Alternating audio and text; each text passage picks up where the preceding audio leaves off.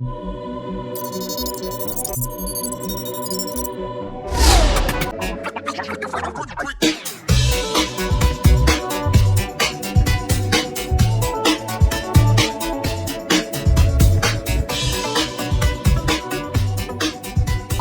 them before they get big ideas. Now, Juliette Kayyem is a nasty little fascist, and of course she's a CNN contributor too. Of course she is. But we will concede Juliette Kayyem is right about one thing.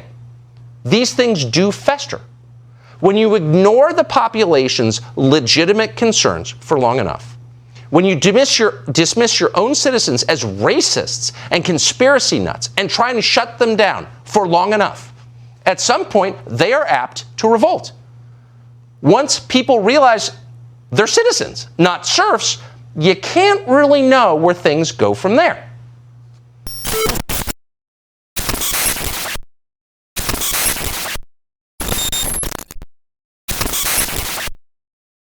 First of all, questions around accreditation were handled by the Press Gallery and the consortium of networks who have strong perspectives on quality journalism and the important information that is shared with Canadians.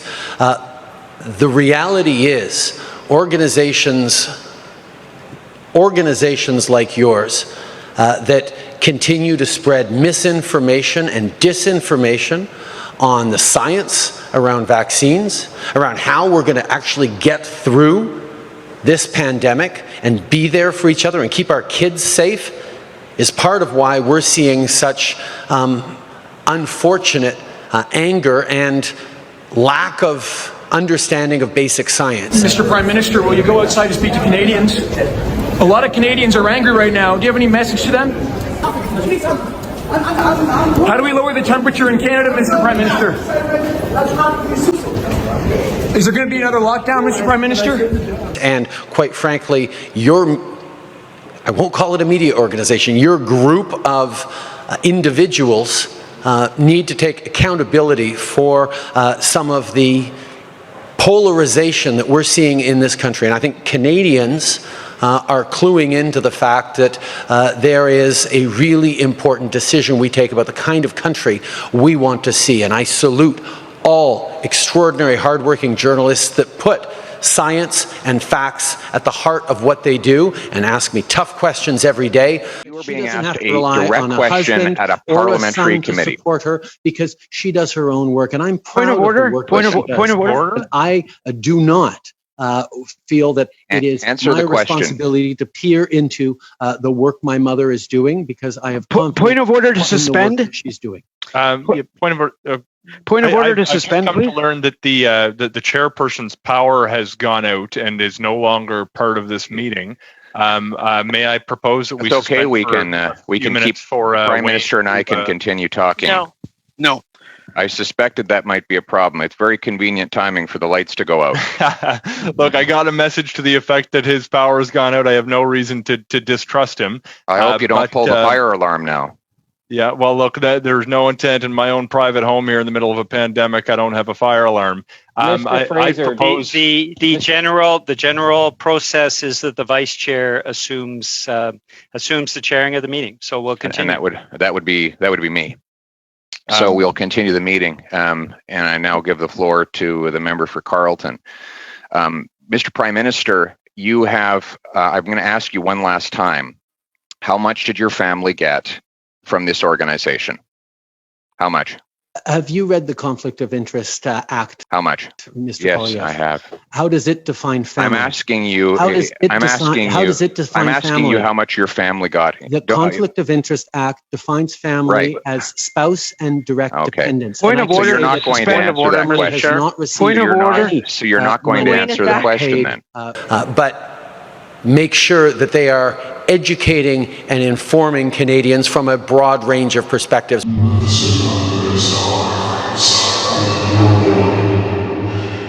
Which is the last thing that you guys do.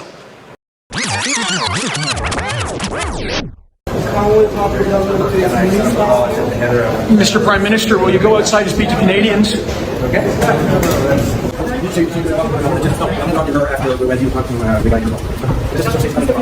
Will you resign if the Emergencies Act Commissioner finds her invocation of the Emergencies Act unjustified, Prime Minister?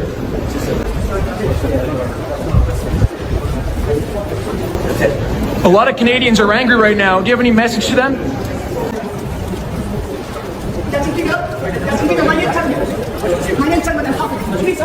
How do we lower the temperature in Canada, Mr. Prime Minister?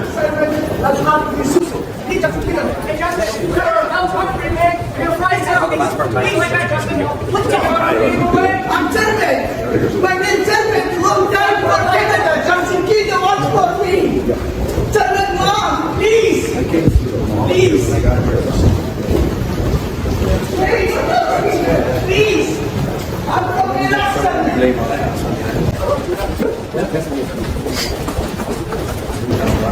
Is there going to be another lockdown, Mr. Prime Minister?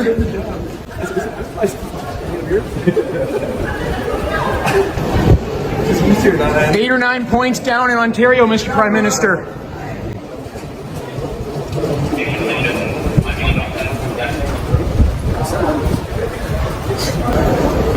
One year on from the Freedom Convoy, do you regret not meeting with any of the protesters?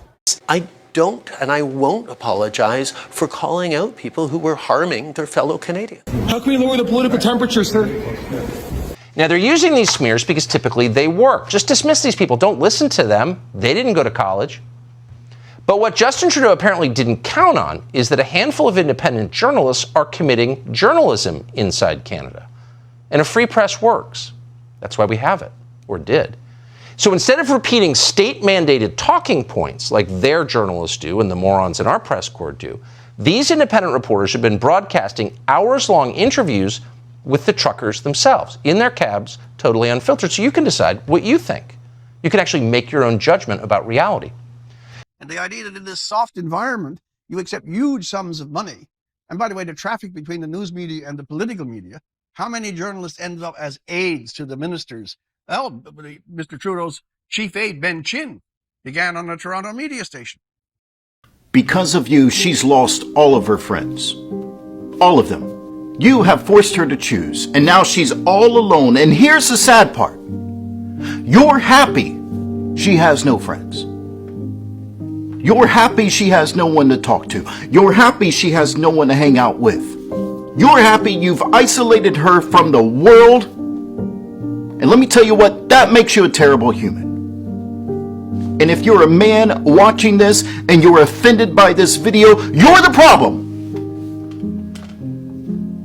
This video is for you. They are so alone and broken, and it's all because of you. So you watch these streams for just a few minutes and you realize that these truckers, whatever their faults may be, are far less odious and much harder working than the journalists and the politicians who call them Nazis. Now, that footage, of course, was not shot by the CBC, which is Canadian state media, the most dishonest of all. It was from a live stream on the YouTube channel Zot. It was filmed just after midnight this morning. Zot is run by a man you've never heard of called Matt Garcia. Garcia is one of a handful of independent YouTube channel operators who are doing what legacy media refuses to do anywhere, ever, anymore. Garcia actually talks to people he reports. He's not paid to do this. He's doing it because nobody else will do it. You should watch it. It's compelling because you can hear people speak and you can decide what you think about what they have to say. I agree with freedom of choice. So people should be, if you want to wear a diaper over your face, hey, go ahead, you know. You can wear a face diaper if you want, but why should I, because of your fear, I got to wear that garbage on my face, you know. I've been doing that for 2 years. They said 2 weeks, but it's turned into 2 years, so enough is enough. Yeah, the voice of the working man there. You know how he knows he's a Nazi? Because he used the word freedom. You can receive a free meal, irregardless of what faith you're from, what caste, creed, religion, doesn't matter. It's about the community kitchen. We all eat as one and humanity's equal. So the Seva concept, helping the community, is what we're practicing here today. We're here alongside the truckers in the fight for freedom, and we're doing our part from the Sikh faith. And all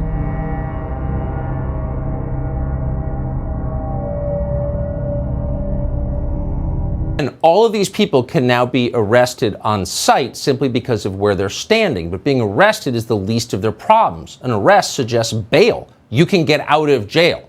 You can't get out of the country Justin Trudeau has just made. Under martial law, Trudeau now has the power to force banks to seize their bank accounts and insurance companies to cancel their insurance. That means they can't actually live in Canada anymore. They are non-persons. They're enemies of the state, and they will be crushed. And what have you been told about why they're not doing it? I mean, I'm sure you've been to Ottawa over the past 16 days. It is a state of chaos, I think that's fair to say, in the downtown core, and many people in this city have lost complete faith in their police. It doesn't seem to be happening. There are other options on the table. I know the Prime Minister was asked on Friday about bringing in the military, about using the Emergency Measures Act. I know it is not his preference, but if there was never ever a moment for the Emergency Measures Act, Minister, is this not it? We have seen these types of demonstrations managed very capably by the police in other jurisdictions, in Toronto, in Montreal, and Quebec. We know it's a very difficult task, and we've listened very carefully, and we're working really hard to make sure that the police in Ottawa have the support. And, we've seen police officers from other jurisdictions there, but we need action, and we need the plan to come together quickly, and for the police to move forward with resolve and with adequate resources. But it is fair to say then that the Emergency Measures Act is being actively discussed at the Incident Response Group and around Cabinet? On a daily basis and right from the beginning. And if the situation exceeds their capacity to manage it, then we're prepared to do everything and anything that is necessary.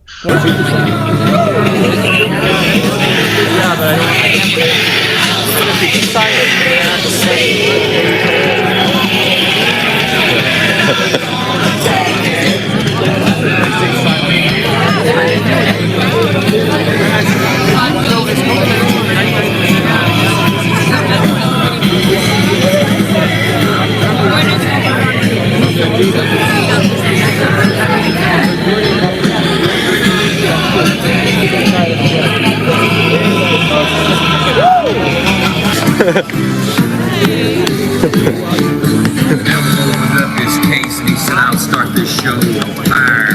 His fingertips as he rolled up his bow.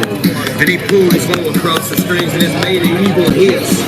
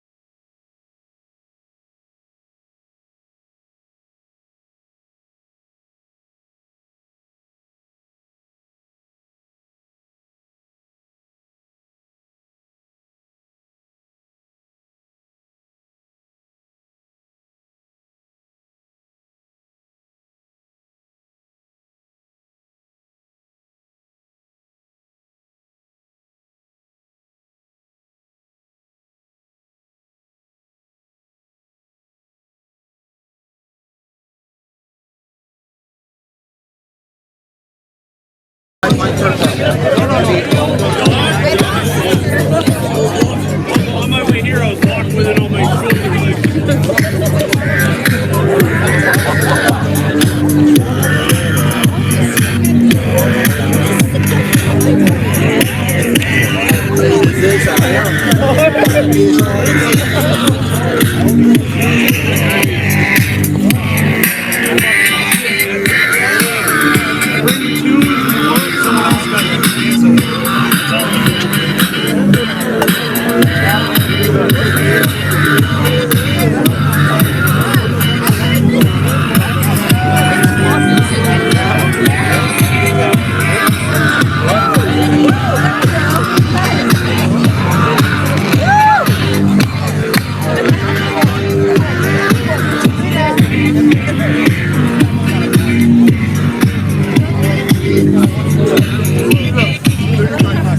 You don't let power determine information, thought, and speech. I mean, if Donald Trump were president and decided to regulate the internet, 9/10 of the world would fly up. Justin can go on about how horrific the justice system of the Supreme Court is, while up here he plays a game halfway between Animal Farm and 1984. And the fact that the media, the main media in this country, legacy, call them what you will, have accepted a devil's handshake. It simply cannot be otherwise said that the press, the media, the instruments of inquiry, skepticism, and test can be directly subsidized by the one major institution, the whole government, which in many ways they are charged by their very nature to investigate, to be skeptical about, to inquire, to collide with, to contest. And the idea that in this soft environment, you accept huge sums of money. And by the way, the traffic between the news media and the political media, how many journalists end up as aides to the ministers? Well, Mr. Trudeau's chief aide, Ben Chin, began on a Toronto media station. It's at the mindset of the majority. And I'm not one of these conspiracy people about the press, but I know it enough from 25 or 26 years in it, that the mindset, the mentality, the tendency, the major media offices of Parliament Hill and are already in tune with the agenda of the government. They are constantly, either indirectly, subtly, or not so subtly, actually supporting the government and making themselves the opposition to the opposition. It is really quite remarkable with RCMP scandals, with Emergency Act, with truckers, with inflation, with oil, that Pierre Poilievre, who is still an outsider looking in, gets a lot of hits.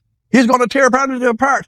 Whereas this giant media, it's because they share the agenda. They share the social identities business. They certainly share the diversity thing, the obsession with racialist politics, and of course, the absorption entirely on the idea of sexual identity and product. In other words, all of the social justice issues, the press and the parliament are in the same place.